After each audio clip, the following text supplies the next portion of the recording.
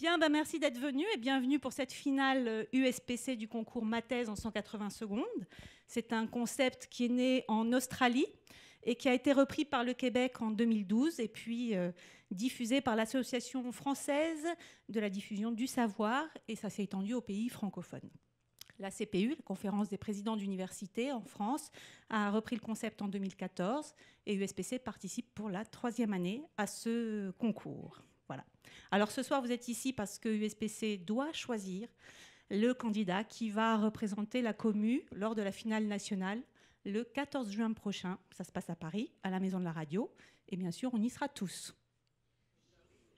Bien sûr. Donc ce soir, ce sont 11 candidats qui ont un certain talent, voire un talent certain, qui vont concourir devant vous. Et pour le rappeler, le concept, ça n'est pas de résumer en 3 minutes sa thèse, ce qui fait peur à beaucoup de directeurs de thèse. Donc faites-le savoir autour de vous. Ça n'est qu'une présentation du sujet aux néophytes que nous sommes. Donc l'exercice pour eux, c'est un tour de force. En 3 minutes, arriver à oublier leur thèse et à nous parler du sujet de façon tout à fait vulgarisée. Normalement, en sortant d'ici, nous aurons tout compris. J'ai eu la chance de travailler avec eux pendant les répétitions pour les aider à formaliser un petit peu tout ça. Et j'ai à chaque fois appris énormément de choses et je les remercie parce que se sentir moins bête, ça fait du bien. Alors, vous allez voir quand même que parmi les 11 candidats, il y a beaucoup de champs disciplinaires qui sont représentés. Ça ne couvre pas tous les champs disciplinaires que USPC propose aux étudiants, mais ça en couvre déjà pas mal. Et ça tombe bien, parce qu'ici, nous sommes dans l'amphithéâtre Buffon. Et est-ce que quelqu'un, à part ceux qui étaient déjà là l'an dernier, parce que j'ai déjà fait l'an dernier, est-ce que quelqu'un sait qui était Georges-Louis Leclerc, comte de Buffon? Mais pas que. Mais oui. Naturaliste, savant du XVIIIe siècle, mais il était aussi mathématicien, biologiste, cosmologiste, philosophe et écrivain, académicien des sciences, académicien des lettres. Ça va. Et il a participé à l'Esprit des Lumières et il a collaboré à l'ouvrage de diffusion des savoirs par excellence, l'Encyclopédie, qui, lorsqu'il a travaillé sur cet ouvrage, lui s'est chargé évidemment des sciences de la nature, ce qui était quand même ses premières amours. Alors, c'est ce que vont faire justement les candidats, vous l'avez compris ce soir, nous passer un petit peu de leur savoir, et vous allez voir, ça fait du bien, ça nous fait respirer. Mais avant, je souhaite quand même remercier Christine Clérici, la présidente de l'Université Paris Diderot, qui nous accueille ici ce soir. Elle ne va pas tarder à arriver, elle est retenue par une réunion. Et puis, je vais vous présenter le jury, parce que quand même, ça ne va pas se faire à l'applaudimètre, nous sommes une maison sérieuse. Ce jury est présidé par François Houlier, le président de l'Université Sorbonne Paris-Cité. Et il est accompagné...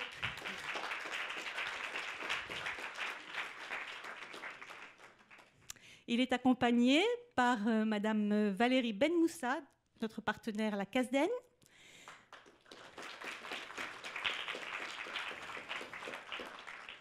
Emmanuelle Bednarek, qui est une communicante d'une université Paris 2. Ils n'ont pas la chance de pouvoir organiser ma thèse en 180 secondes, puisqu'ils ne sont pas dans une commune, mais on ne va pas en dire plus.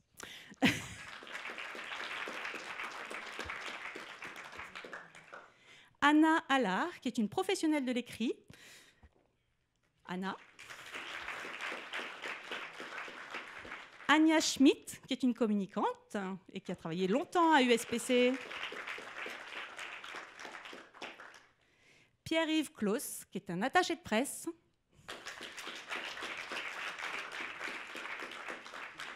Et Gaël Lancelot, qui travaille à USPC, qui s'occupe de la recherche, mais qui est historien des sciences, si je ne me trompe pas. Voilà.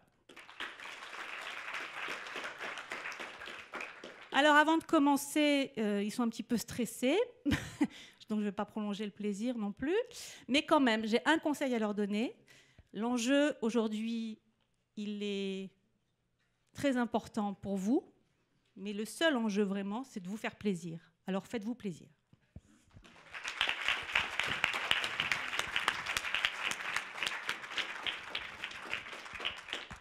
Et puis sans plus attendre, comme on dirait à la télé, je vais appeler Clarisse Gagné, qui représente l'école doctorale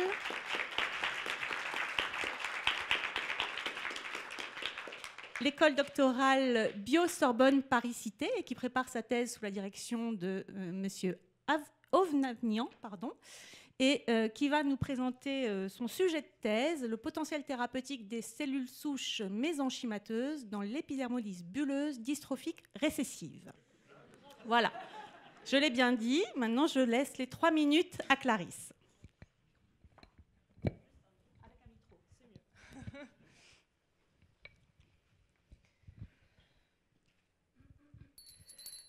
Aujourd'hui, on va parler de colle.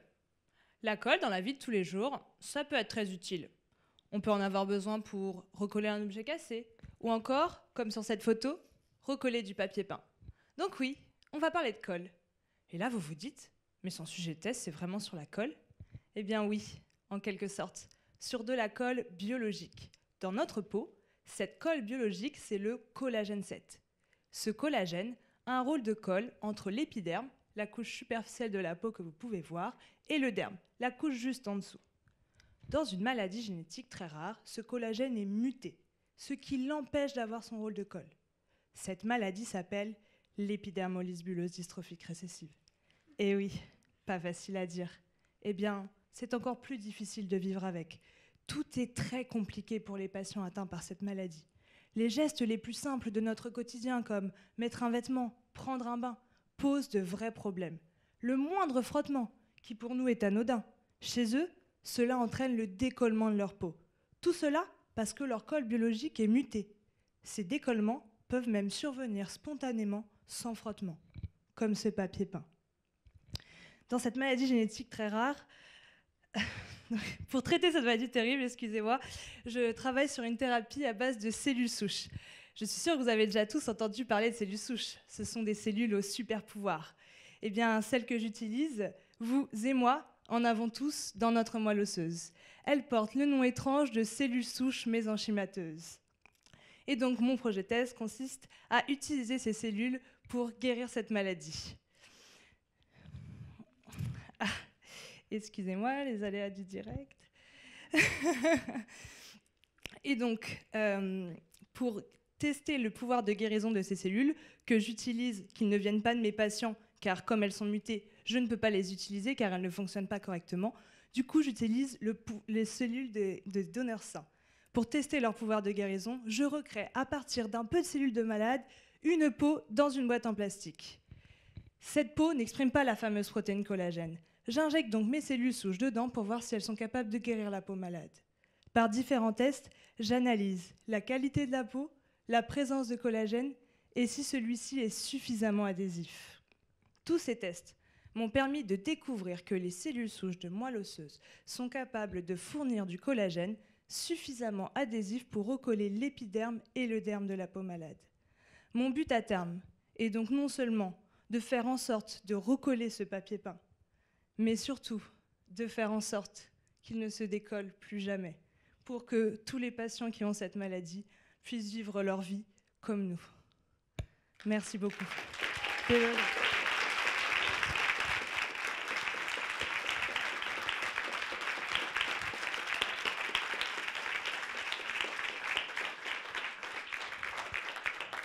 C'est terrible pour Clarisse, c'est elle qui a démarré.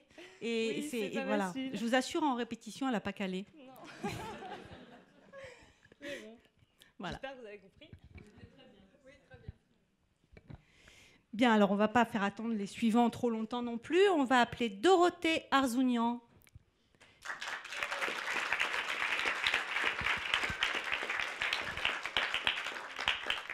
Alors, Dorothée représente l'école doctorale Frontières du vivant. On va rester dans la biologie.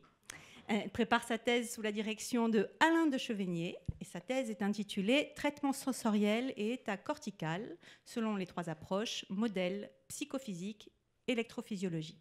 Alors, juste une petite parenthèse, je ne donne pas le laboratoire dans lequel ils préparent leur thèse, c'est exprès, parce que parfois ça vous donne un peu des indices à l'avance.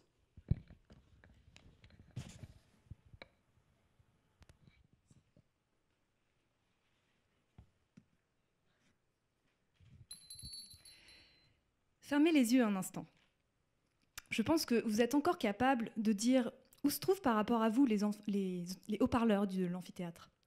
Si la voix qui est en train de parler est celle d'un homme ou d'une femme, quels sont les mots qu'elle est en train de prononcer, et plein d'autres choses.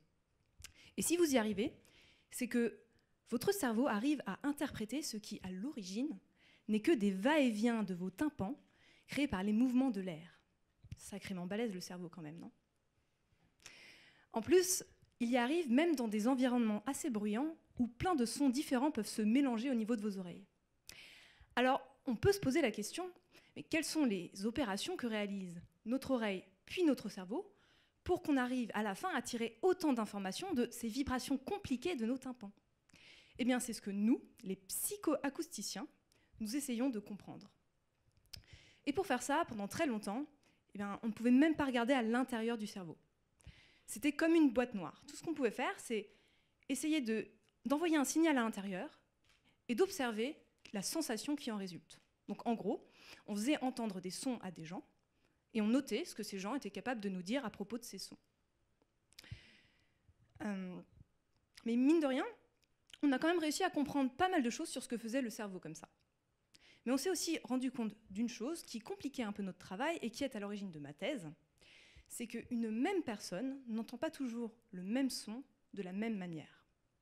Je vous donne un exemple. Si un violoniste joue une note, puis une deuxième, mais en déplaçant d'une fraction de millimètre son doigt sur la corde qu'il était en train de pincer, et si je répète plusieurs fois un enregistrement de ces deux notes, eh bien, il est probable que la plupart du temps, vous n'entendiez pas la différence entre les deux. Mais sans doute que de temps en temps, vous seriez capable de me dire laquelle des deux est la plus aiguë. Et ça, c'est une preuve que notre cerveau n'est pas toujours dans le même état. On a beau lui envoyer plusieurs fois exactement les mêmes signaux sonores, il n'en résulte pas à chaque fois la même sensation auditive. Il y a donc quelque chose à l'intérieur qui ne se passe pas de la même manière à chaque fois. Et pour savoir ce que c'est, on aimerait bien pouvoir regarder à l'intérieur, ou rendre le cerveau transparent en quelque sorte. Pour faire ça, moi, dans mes expériences, je place des électrodes sur le crâne qui sont capables de capter de l'électricité, une partie de l'électricité générée par l'activité des neurones dans le cerveau. Sauf que des neurones et de l'électricité, dans le cerveau, il y en a énormément et partout. Finalement, c'est un peu comme si ces électrodes, c'était plein de petites oreilles qui sont capables d'entendre les neurones à distance, sauf qu'il règne une énorme cacophonie, et qu'en plus, il n'y a pas derrière ces oreilles un cerveau capable de trier l'information et de l'interpréter. Donc c'est à moi de le faire en fait. Donc je cherche comment il faut écouter notre cerveau pour comprendre comment lui écoute le monde.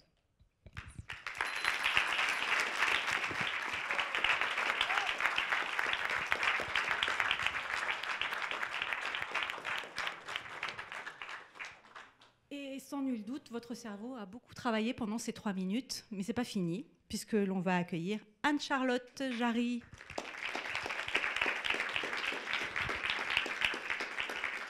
Anne-Charlotte va représenter l'école doctorale Bio-Sorbonne Paris-Cité, donc toujours un peu dans la bio, là. Ça va changer tout à l'heure, vous allez voir. Et elle fait sa thèse sous la direction de Maude Legal sur un sujet que vous allez découvrir, l'impact des entérohormones sur l'homéostasie glucidique. C'est un mystère. En 200 000 ans, l'homme a chamboulé son alimentation. Et devinez quoi? Son corps n'a pas eu le temps de suivre. Résultat, 15% des Français souffrent d'obésité. En plus de leur poignée d'amour, ces personnes ont un sang bourré de sucre. Ils sont diabétiques. Ce diabète ronge leurs organes. Et la seule chose qu'on leur propose, c'est une piqûre d'insuline tous les jours jusqu'à la fin de leur vie. Vous non plus, ça ne vous fait pas rêver. Mais je vais vous faire une confidence. Dans la lutte contre le diabète, notre intestin est notre principal allié. Des scientifiques ont découvert la capacité de notre intestin à produire des molécules qui sont capables de diminuer le taux de sucre dans le sang. Ni une ni deux, ils ont reproduit ces molécules à grande échelle et elles sont utilisées chez l'homme comme traitement du diabète. Mais parfois, ces molécules ne sont pas efficaces. Et dans mon laboratoire, nous essayons d'en trouver d'autres. Pour ma part, je me concentre sur celles qui portent le doux nom de neuromédine. Quand je donne du sucre à mes souris, je le retrouve dans le sang. Mais si je leur fais manger la neuromédine en même temps, je ne retrouve jamais de sucre dans le sang. J'étais donc sur la bonne voie. Mais encore fallait-il savoir où ce sucre était passé. Et c'était l'objectif de ma thèse. J'ai donc donné la neuromédine à des souris en même temps qu'un sucre fluorescent qui me permettait de suivre son trajet dans l'organisme à partir du moment où elle l'avalait. Et là, surprise, aucun signal lumineux, ni dans les muscles, ni dans le foie, ni dans la graisse, bref, aucune trace de sucre, nulle part. En fait, la neuromédine diminue tellement la vitesse à laquelle les aliments transitent dans notre intestin qu'ils sont absorbés très lentement et qu'ils en deviennent indétectables dans le sang. Bon, entre nous, l'intestin des diabétiques fonctionne très bien. Alors autant vous dire que leur donner la neuromédine pour traiter leur diabète, ce n'est pas l'idée du siècle. Par contre, certaines personnes présentent une vitesse de transit intestinal trop rapide. Et j'aimerais vous convaincre de l'utilité de la neuromédine.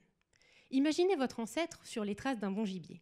Tout absorbé par sa piste, il en oublie de regarder avant de traverser.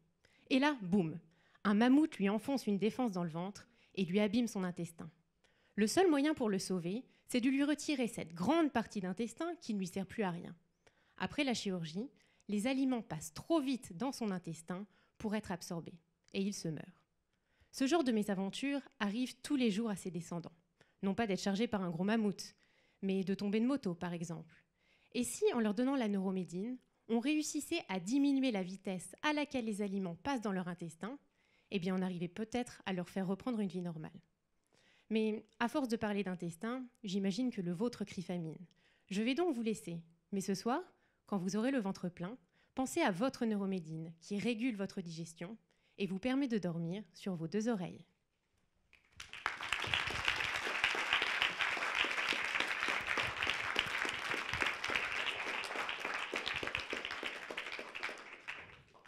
On savait que manger trop sucré, c'était pas terrible, mais rencontrer un mammouth, visiblement, non plus. On va accueillir Laura Fernandez, qui représente...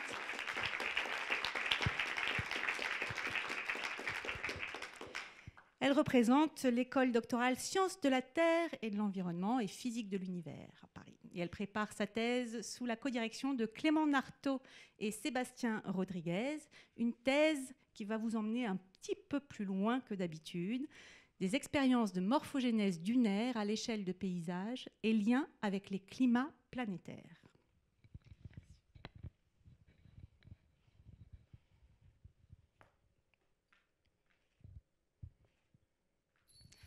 J'ai quelque chose d'important à vous dire. Matt Damon n'a jamais été sur Mars. En revanche, Neil Armstrong a bien été sur la Lune.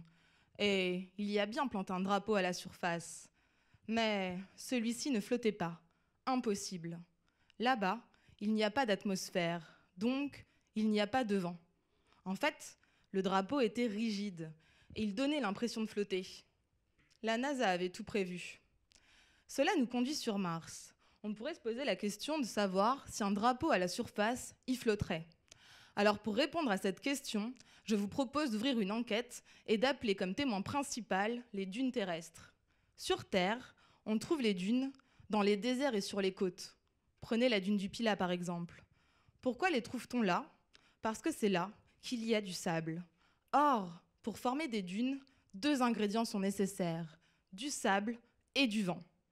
Par exemple, si on veut former une dune en forme de croissant, il faut peu de sable et un vent monodirectionnel, c'est-à-dire un vent qui va souffler dans une seule direction. Au contraire, si on veut former des dunes en forme d'étoile, il faut beaucoup de sable et des vents multidirectionnels, c'est-à-dire des vents qui vont souffler chacun leur tour dans des directions différentes. Ainsi, vous l'aurez compris, ce qui va nous donner une dune, c'est finalement la quantité de sable et la direction d'un ou de plusieurs vents.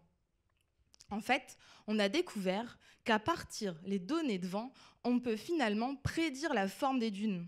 Et on peut faire l'inverse. Ça veut dire qu'à partir de la forme des dunes, on peut remonter aux vents qui les ont prédits. Cela nous ramène sur Mars. Sur Mars, il y a une atmosphère. Donc, il y a du vent. Mais les vents martiens sont très méconnus. Aujourd'hui, seuls les atterrisseurs et les rovers de la NASA nous ont apporté des informations à leur sujet. Ces informations sont locales. Or, nous, ce qui nous intéresserait, c'est d'avoir accès aux vents globaux, c'est-à-dire aux vents martiens qui soufflent sur toute la planète. Alors, ce que moi j'ai proposé, pendant ma thèse, c'est d'utiliser les dunes martiennes pour remonter aux vents martiens. À quoi ça sert ? D'abord, ça va nous servir à avoir une idée de la météo martienne. Ensuite, ça va nous aider à améliorer les modèles climatiques martiens.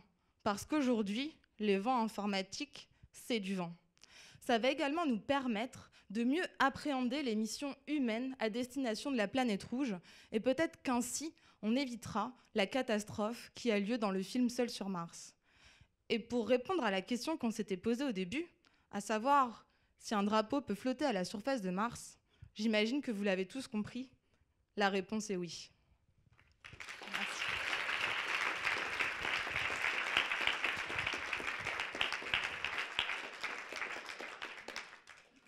On avait un petit martien sympathique, mais on va revenir sur Terre. Et puis, on va demander à Litchi de nous rejoindre.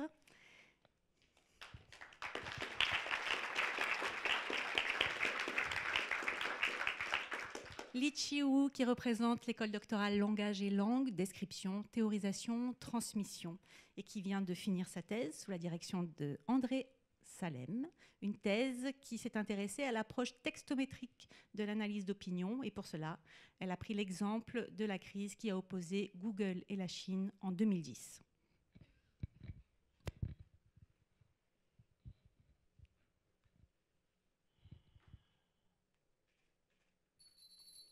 Vous tous comme moi, je suppose, vous aimez vous promener sur Internet avec vos smartphones, vos tablettes. Mais vous savez peut-être aussi que les entreprises et les politiques s'en servent pour connaître nos attentes et nos opinions. Ma thèse s'intéresse justement à ces opinions. Je les étudie à l'aide d'une science qu'on appelle la textométrie. La textométrie passe les mots à la moulinette, elle les examine, calcule leur fréquence, repère les répétitions. Le problème, c'est qu'elle a été créée pour les langues alphabétiques, le français, l'anglais, l'espagnol. Pour les langues idéographiques, c'est plus difficile. Moi, je l'ai appliquée au chinois pour étudier la crise Google de 2010. Cette crise a été déclenchée par des cyberattaques contre les dissidents chinois et elle a provoqué des tas de réactions sur le web. J'ai recueilli tous ces textes et je les ai classés pour comparer ceux qui venaient de Chine populaire et ceux des autres pays sinophones. Et puis, j'ai fait un deuxième classement en distinguant les articles des journalistes et les commentaires des blogueurs. Je me suis rendu compte que le vocabulaire utilisé en Chine populaire se renouvelait très peu, que tout le monde disait à peu près la même chose et surtout de la même façon, alors que le texte écrit à Taïwan, par exemple, était beaucoup moins stéréotypé. Les journalistes ont évidemment un vocabulaire plus riche que les blogueurs, mais ils défendent tous la même opinion. Pour eux, comme pour les blogueurs, Google et les États-Unis peuvent aller se faire voir ailleurs. Les internautes traduisent leur colère en jouant sur les mots. En chinois, Amérique se dit « Meiguo », le pays joli, mais il y a un autre caractère qui se prononce « mei », c'est moisi. Ils écrivent donc « le pays moisi ». À l'oreille, on n'entend pas la différence, mais à l'écrit, c'est totalement différent. Et puis, quand un Chinois donne un ordre, il y met les formes, il arrondit les ongles, il redouble le verbe, un peu comme quand on dit dodo à un enfant au lieu de lui dire dors. Là, ils emploient un verbe d'une seule syllabe, le verbe kun. C'est très violent en chinois, un peu comme dégage en français. Mais ces phrases sont si souvent répétées mot pour mot qu'on peut se demander si les blogueurs chinois ne sont pas manipulés par les politiques. Finalement, la textométrie est une science bien utile. Alors, pourquoi pas nous en servir à notre tour pour décrypter les messages que nous lisons sur Internet? La textométrie, c'est pas du chinois, voyons.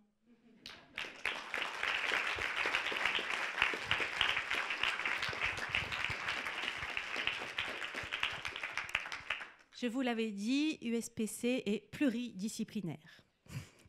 Accueillons maintenant Chloé.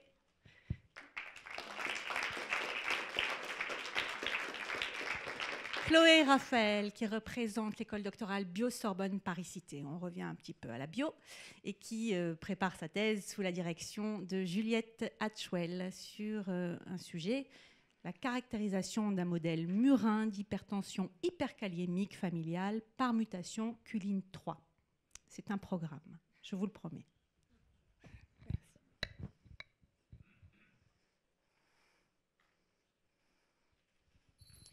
Ce n'est plus un secret.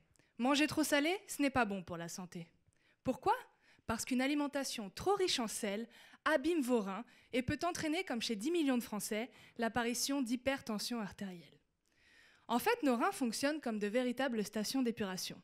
Chaque seconde, le sang y est filtré pour en ressortir parfaitement nettoyé. Parmi ce qui a été filtré, il y a les déchets, que le rein va évacuer dans les urines. Mais il y a également des matières, comme le sel, dont le corps peut encore avoir besoin. Dans ce cas, le sel filtré dans le rein doit retourner dans le sang pour être distribué dans l'organisme. Comment cela fonctionne-t-il ? En fait, dans cette station d'épuration, comme dans toute entreprise d'ailleurs, il existe une hiérarchie. 4 molécules, que nous pourrions comparer à 4 chefs, reçoivent des informations indiquant ce dont le corps a besoin. Si le corps a besoin de sel, ces chefs unissent leurs forces pour ordonner à leurs employés, les transporteurs de sel, de renvoyer le sel du rein vers le sang.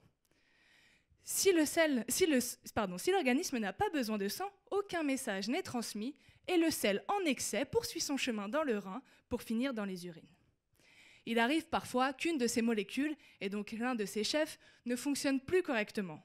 Et alors là, c'est tout le système qui s'emballe et qui ordonne sans raison au transporteur de renvoyer tout le sel, même celui en excès, dans le sang. Et trop de sel dans le sang, messieurs, dames, c'est l'hypertension artérielle assurée. Quand le chef Culine est concerné, en bas sur la diapo, les patients souffrent d'une forme très sévère d'hypertension, beaucoup plus sévère que quand ce sont les autres chefs qui sont concernés. Le but de ma thèse est donc de déterminer les causes de cette sévérité. En faisant cela, nous pensons que nous serions capables de découvrir de nouveaux mécanismes responsables de l'hypertension artérielle. Nous avons d'abord pensé que le chef Culine avait plus de pouvoir que les autres quand il perdait le contrôle, et qu'il était capable d'ordonner davantage le renvoi dans le sang du sel que les autres chefs. On partait du principe que plus il y avait de sel renvoyé dans le sang, plus la sévérité de l'hypertension serait forte. En observant les reins malades du chef Culine, nous avons observé que les transporteurs envoyaient beaucoup trop de sel dans le sang, mais pas plus que chez les autres malades. L'hypertension venait donc du rein, mais pas que. Du coup, pas le choix. Je suis allée voir ce qui se passait dans les autres organes, et j'ai découvert que le chef Culine cachait bien son jeu. En plus de son job dans le rein, et contrairement aux autres chefs, il exerçait un autre emploi, un peu plus loin dans les vaisseaux sanguins.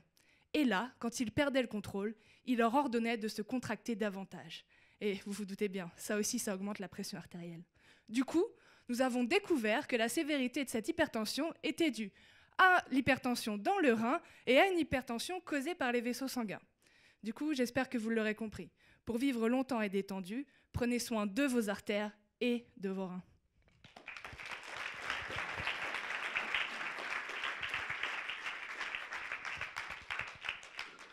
Alors, tout à l'heure, il y aura un petit cocktail. Vous pourrez consulter gratuitement auprès de nos candidats pour ce genre de petits problèmes et vous jeter sur les chips en même temps, c'est toujours plus sympathique. Maintenant, je vais appeler Grégoire, qui n'en peut plus d'attendre.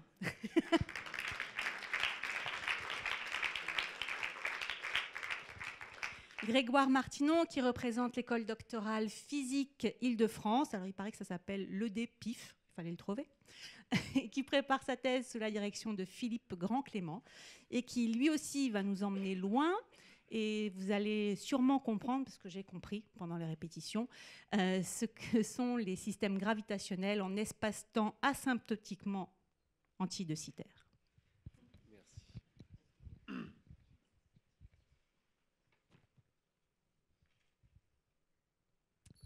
Alors, à votre avis, qu'est-ce qui se passerait si le Soleil disparaissait instantanément ? Eh bien, curieusement, il continuerait de briller dans le ciel pendant 8 minutes et 20 secondes. Et c'est seulement ensuite que la nuit tomberait tout à coup. Alors, c'est quoi ce drôle de retard dans le ciel ? Eh bien, c'est juste que la lumière, elle a toute la distance Soleil-Terre à parcourir, et ça se fait pas comme ça, en un claquement de doigts, mais ça prend 8 minutes et 20 secondes. Alors, ok, le Soleil a disparu. Et la Terre, elle tourne autour de quoi maintenant ? Parce que normalement, elle devrait partir en ligne droite. Un peu comme une bille de fronde qu'on vient de relâcher. Seulement voilà. Ça aussi, ça va se faire avec 8 minutes et 20 secondes de retard. Parce que je ne vous l'ai pas dit, mais avec la lumière, il y a aussi les ondes gravitationnelles qui voyagent. Et ce sont elles, justement, qui commandent à la Terre de tourner autour du Soleil. Donc la Terre, Elle croit voir le soleil, mais elle croit aussi qu'il faut continuer de tourner autour, alors qu'il n'y a plus rien. Et c'est seulement au bout de 8 minutes et 20 secondes, quand elle ne reçoit plus aucune onde gravitationnelle, qu'elle sera vraiment éjectée dans l'espace. Alors vous allez me dire, ça fait quoi physiquement, une onde gravitationnelle?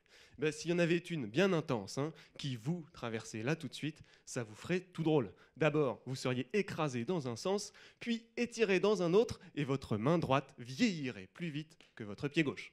Donc au fond, ce sont littéralement des distorsions de l'espace et du temps, de l'espace-temps.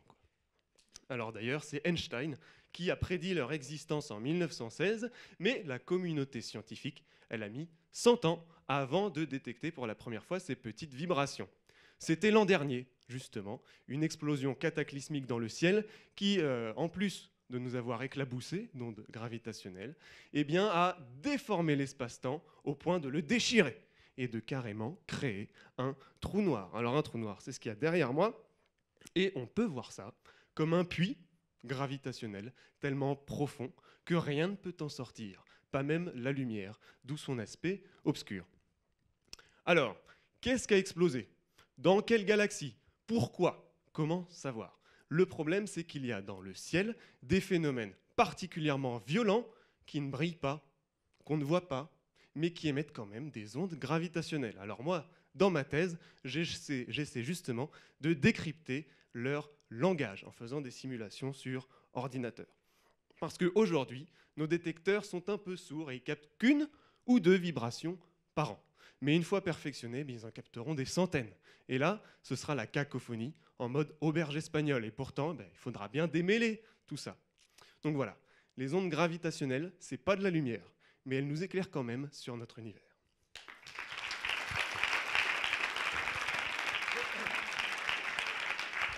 Ça va mieux? Moi, j'ai mis 1h30 à comprendre quand il est venu me voir la première fois. Je crois qu'il en avait marre, il n'avait qu'une envie, c'était de fuir et de ne pas venir à ce concours. Mais j'ai compris et j'espère que vous avez compris. Alors, nous allons accueillir notre 8e candidat, Ludovic.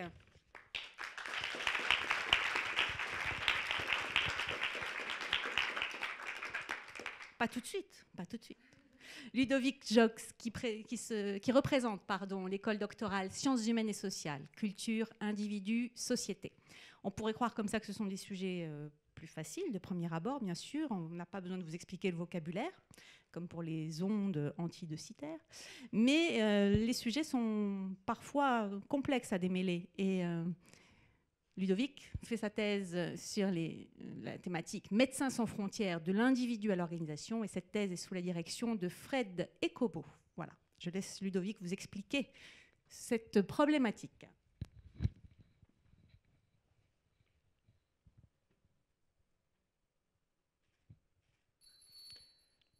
Qui n'a jamais été frustré?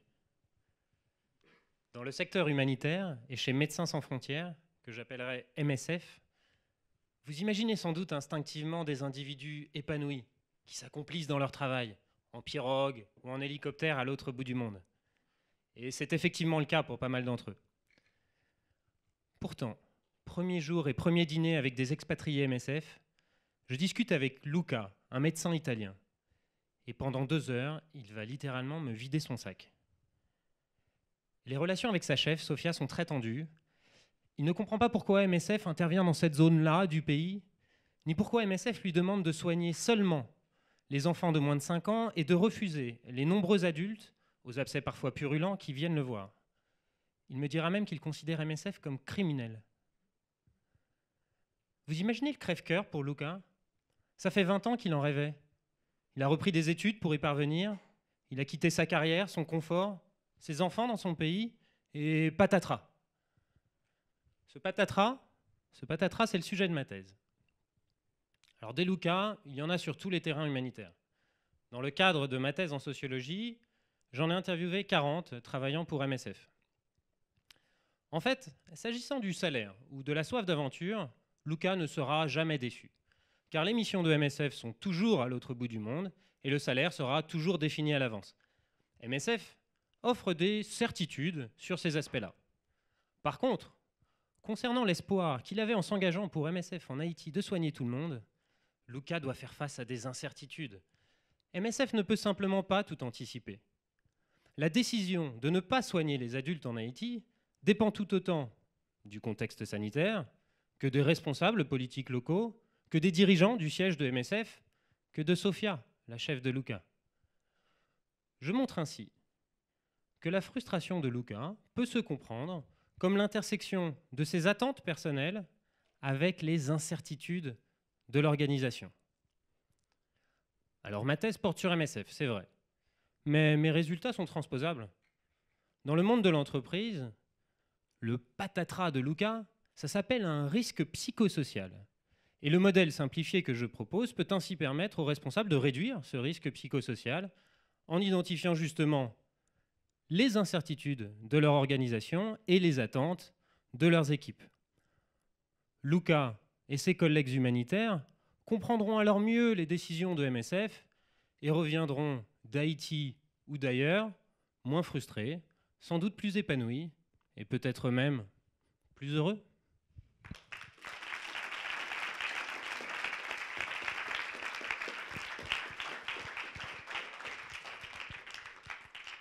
Alors, j'espère que vous n'êtes pas frustrés. Et de toute façon, on va appeler Alexandre Novo, notre psychiatre, qui va pouvoir soigner tout ça. Puisqu'il représente l'école doctorale Recherche en psychanalyse et psychopathologie. Il travaille sa thèse sous la direction de Bernard Gols et Auriel Rosenbaum. Et son sujet s'intéresse au devenir des enfants placés en accueil familial thérapeutique, l'intérêt de la Grounded Theory dans les études mixtes. Je laisse Alexandre dévoiler son sujet.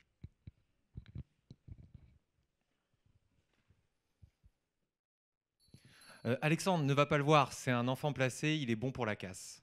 Le jour où j'ai entendu ça de mes collègues, je me suis dit que j'allais avoir besoin de plus de 3 minutes pour montrer l'intérêt de l'accueil familial thérapeutique. Mais bon, tentons le coup.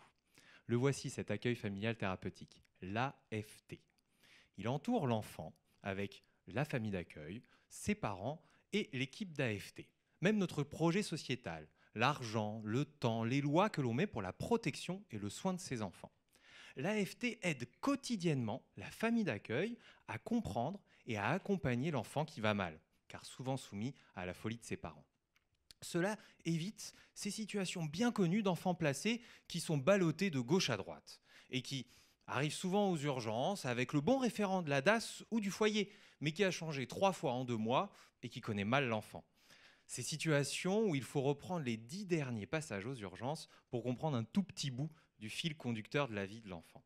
Eh bien, cette incompréhension de sa vie, l'enfant la vit au quotidien depuis des années et ça le rend fou. L'AFT favorise donc une construction psychique plus rassemblée, moins éclatée. C'est comme la reliure d'un livre qui rassemble les pages d'une vie qui s'envole de foyer en foyer chez les enfants placés. Alors, comment évaluer cette construction psychique ? Je m'intéresse à ce qu'ils sont devenus à l'âge adulte. Est-ce que, comme une partie des enfants placés, ils vont finir à l'hôpital psychiatrique ? Pour le savoir, je les rencontre à l'âge de 30 ans et ils me lisent le livre de leur vie. Mais je ne suis pas critique littéraire. Pour l'analyse, j'utilise la théorie ancrée. Elle réunit des sociologues, des journalistes, des pédopsychiatres et d'autres autour du récit de cette personne. Puis, chacun y décrit ce qu'il y voit. Puis, et également sans chercher à savoir qui a raison. Mais pour un exemple, revenons à ce schéma. Il a quoi, à votre avis, ce bébé ?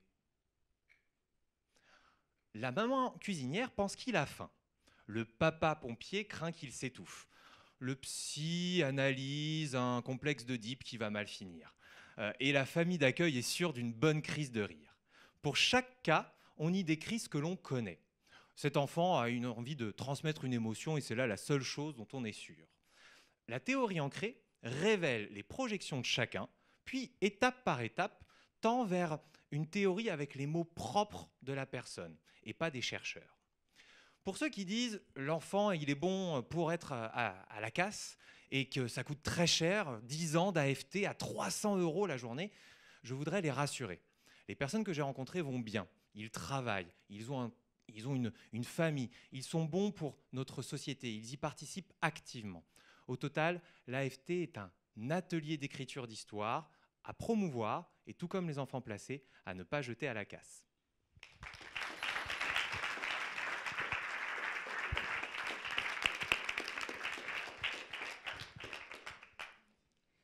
Moi, je ne parle plus devant le psychiatre. Et j'appelle Joévine.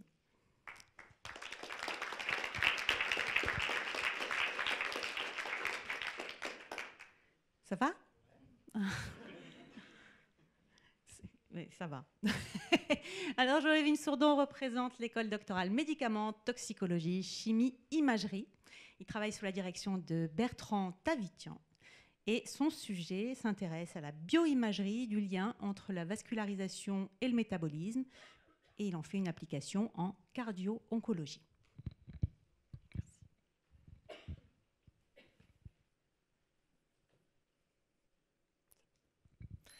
Le cancer est une maladie résistante. Et qui dit maladie résistante, dit médicaments puissants. Certains d'entre eux sont tellement puissants qu'ils ne vont pas avoir un effet seulement ciblé sur le cancer lui-même. Ils peuvent aussi avoir des effets indésirables. Là, quand je vous en parle, vous pensez tout de suite par exemple à la perte des cheveux. C'est normal. Mais sachez que le cœur aussi peut être touché. Et ça peut être grave et limiter le traitement. C'est pour cela que nous avons besoin de détecter ces effets indésirables afin de les comprendre, mais surtout de les prévenir. Et ça, c'est ce que je m'apprête à vous faire découvrir aujourd'hui. Mon hypothèse de départ était, si le médicament contre le cancer affame le cancer pour le tuer, est-ce qu'il n'affamerait pas le cœur aussi? Pour le savoir, j'ai demandé de l'aide à des souris. Je leur ai donné tous les jours ce traitement, et comme à l'hôpital, j'ai ausculté leur cœur avec 2 techniques d'imagerie. Une première technique d'imagerie m'a permis d'observer si les cœurs étaient capables de se nourrir correctement en suivant leur consommation de sucre. Eh bien non, ils n'y arrivent pas. Ils ont une consommation de sucre complètement perturbée. En fait, ils sont affamés. Imaginez un seul instant, vous, en train de crier famine devant des étalages de nourriture fermés à clé. Une deuxième technique, l'échographie, m'a permis d'observer que les cœurs étaient incapables de battre correctement. En fait, ils sont fatigués. C'est normal jusque-là. Quand on ne mange pas, on n'a pas d'énergie, du coup on est fatigué. Pour aller plus loin, je me suis plongé dans tous les livres de sciences que j'ai trouvés. Et j'ai découvert qu'une protéine était présente dans le sang des patients, mais aussi des souris traitées avec ce médicament contre le cancer. Cette protéine, c'est la protéine E. Elle est schématisée au centre de ma diapo. Cette protéine, on la connaît capable de venir se fixer sur le cœur, et donc d'y avoir un effet. Ma deuxième hypothèse était donc, est-ce que c'est elle qui empêche le cœur de se nourrir correctement? Pour le savoir, il suffit de l'empêcher de venir se fixer sur le cœur et donc d'y avoir un effet. Ça, c'est possible grâce à la protéine S. S pour supersosie. Comme vous l'aurez compris, cette protéine est un leurre. Elle arrive à se faire passer pour la protéine E, mais elle n'a aucun effet. En donnant aux souris le médicament contre le cancer plus la protéine S, on empêche la protéine E d'avoir un effet sur le cœur, et là, eureka! Les cœurs des souris retrouvent une consommation normale. Ils sont moins affamés, moins essoufflés, et du coup, ils arrivent à battre normalement. Et maintenant, vous allez me dire, parce que c'est bien beau de montrer ça sur des souris, mais maintenant, il faut que ça marche sur de vrais patients. Eh bien, c'est pour ça que mon boulot de fin de thèse, c'est de passer le relais à mes camarades médecins. Et en ce moment, ensemble, on est en train de mettre au point un nouveau protocole pour pouvoir valider ces résultats sur de vrais patients.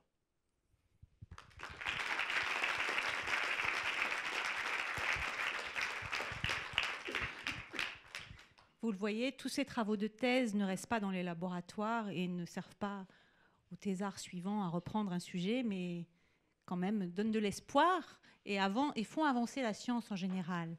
Voilà. Et nous, on va avancer, mais on va même terminer avec notre dernière candidate, Cynthia.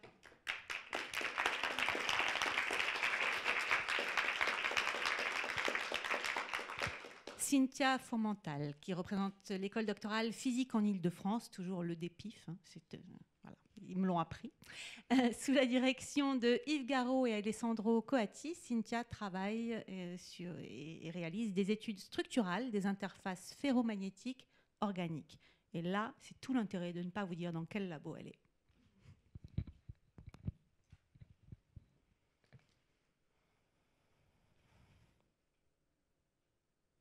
Depuis le début de ma thèse, toutes mes données sont stockées sur mon disque dur externe d'1 Teraoctet que j'emmène partout avec moi. En 3 ans, j'ai rempli que la moitié de ce disque dur. Alors que si je l'utilisais pour enregistrer toutes les vidéos mises en ligne sur YouTube, il serait plein en 2 minutes, à peine. En une année, c'est 600 000 disques durs qui seraient remplis uniquement par les vidéos de YouTube. Une quantité de données faramineuse qui génère une quantité de déchets faramineuse. Les molécules que j'étudie permettraient à terme de stocker toutes ces vidéos sur 400 disques durs au lieu de 600 000. Pour comprendre comment c'est possible, revenons à mon disque dur. À sa surface, ce sont pas moins de 8000 milliards de petits aimants qui jouent le rôle de bits, avec des états nord-sud, bit 0, ou sud-nord, bit 1, les fameuses briques élémentaires du langage binaire. Pour stocker de nouvelles données, un champ magnétique retourne les aimants pour coder l'information. Mais aujourd'hui, on arrive aux limites de la miniaturisation avec ce dispositif. Parce que pour réduire la taille des disques durs, on a 2 solutions. Rapprocher le plus possible les aimants, mais quand ils sont trop proches, ils ont tendance à se coller et après, impossible de changer leur orientation. Ou alors, réduire la taille de ces aimants.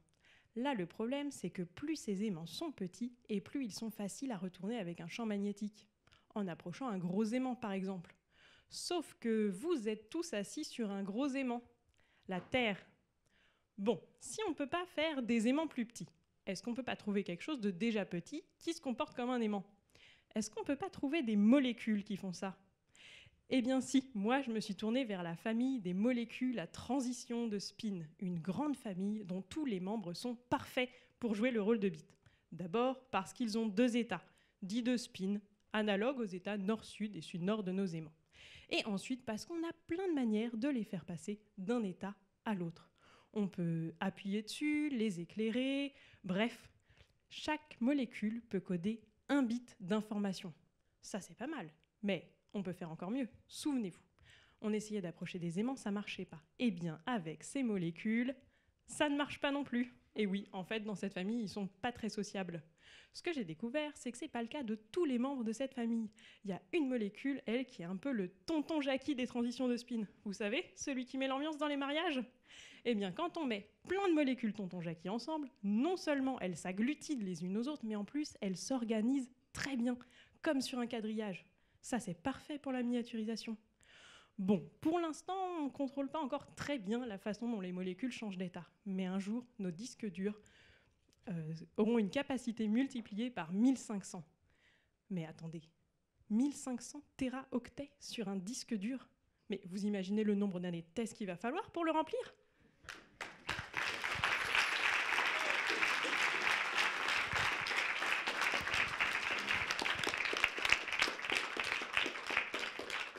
Voilà, je vous l'avais dit, c'est varié, c'est enrichissant. Je ne sais pas vous, mais moi je trouve que ça fait du bien à la tête d'apprendre plein de nouvelles choses. J'espère que vous avez appris plein de nouvelles choses. On va ressortir d'ici un petit peu moins ignorant. On ne sera pas savant, d'accord, mais on sera un peu moins ignorant. Alors, on va laisser le jury se retirer discrètement, délibérer. Je pense que les candidats vont se remettre à respirer normalement. Et puis, on se retrouvera pour un petit pot sympathique où vous pourrez échanger. Mais avant, bien sûr, on va remettre les prix aux 3 premiers. Et seul le premier partira en finale représenter Sorbonne Paris Cité. Voilà. Je laisse le jury se retirer. Je vous dis à une petite demi-heure.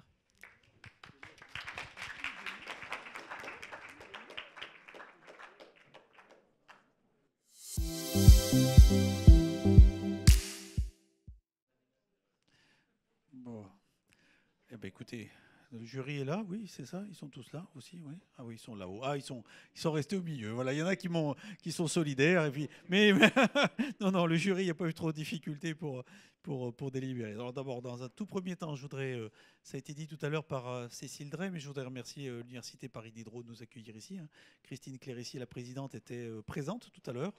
Donc, moi, je suis particulièrement sensible au fait que ce soit Paris Diderot qui nous ait accueillis. Remercier aussi dès maintenant les entreprises ou les sociétés qui accompagnent ce prix depuis, ce concours. C'est bien un concours c'est un concours. Donc la Caisse des dépôts, plus globalement au niveau de la conférence des présidents d'université, et puis donc la CASDEN et la MGEN. Alors aujourd'hui, le collègue de la MGEN ne pouvait pas être parmi nous, c'est bien ça. Hein. Mais donc on remercie donc, vous remercie et l'un et l'autre, ou et l'une et l'autre, les deux organisations, les deux établissements. Remercier donc les candidats. Je crois qu'on y a pris. Alors, je vous fais attendre, hein, donc on y a pris quand même, je crois, un grand plaisir. Enfin, le jury. Alors moi, c'est la première fois que je fais cet exercice. J'ai eu l'occasion de voir des lauréats se présenter pas plus tard que samedi dernier à la Marche pour les Sciences. Dans la ville de Montpellier, ils avaient choisi où j'étais un candidat pour parler de son sujet, quelqu'un qui avait été en finale l'an dernier. J'avais trouvé ça palpitant, puis je connaissais très bien un candidat de mon ancien établissement qui avait été 3e l'an dernier. Donc voilà, mais j'ai trouvé là, vraiment, chapeau, c'était intéressant. Comme l'a dit Cécile, très diversifié. Et donc voilà, je crois qu'on veut vous applaudir, vous féliciter tous pour ce que vous nous avez proposé.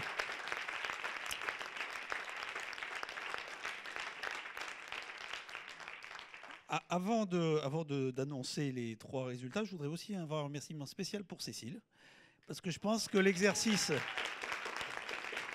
Alors, c'est Cécile et ses collègues, mais je pense que l'exercice... Alors moi, j'ai eu juste l'occasion une fois d'entrer dans son bureau alors qu'elle dialoguait avec l'une des candidates. Donc je suis vite ressorti parce que j'ai bien compris qu'il ne fallait pas interagir. Enfin voilà, le travail d'interaction, de préparation, d'affinement du sujet, de la manière de présenter est un travail qui est important. Donc merci à toi et puis à tes collègues pour ce qui est fait. Alors on en vient aux résultats. Et donc on commence par le 3e. Alors donc on ne parlera pas des autres, mais voilà, désolé. Donc le 3e est une 3e, et donc je voudrais donc remettre alors le 3e prix à Anne-Charlotte Jarry, qui nous a parlé de la neuromédine. Voilà, bravo.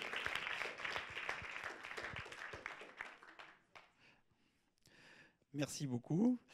Remettre le 2e prix à une autre candidate, Cynthia Fourmental, qui nous a parlé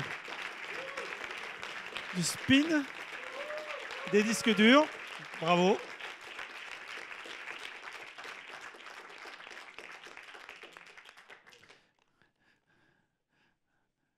Bravo.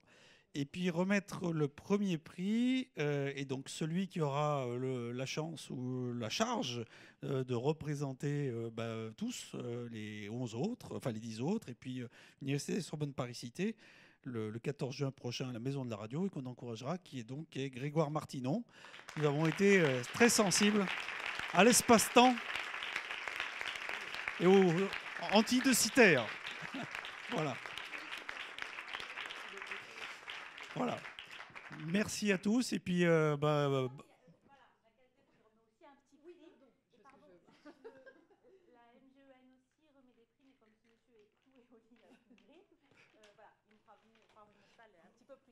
voilà. Bravo. Et puis, tous nos encouragements pour cette finale le 14 juin. Merci à vous tous.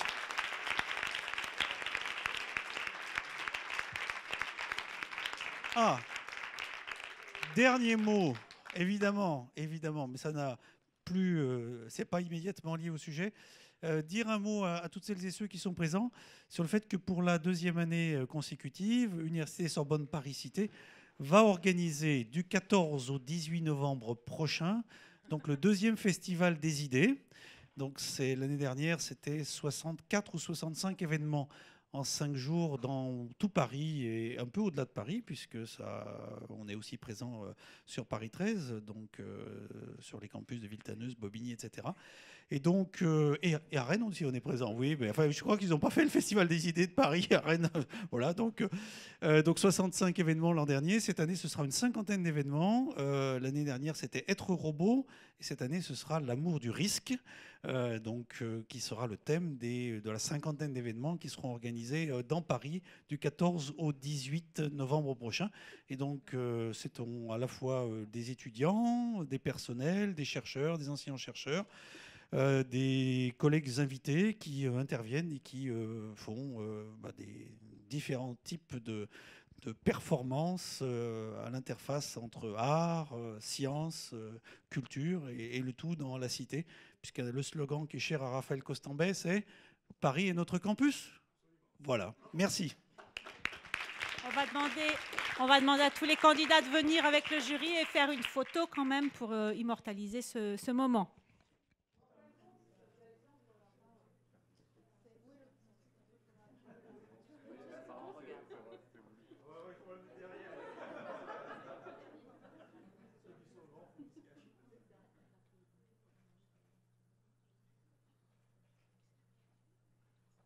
Vous pouvez juste être moins silencieux.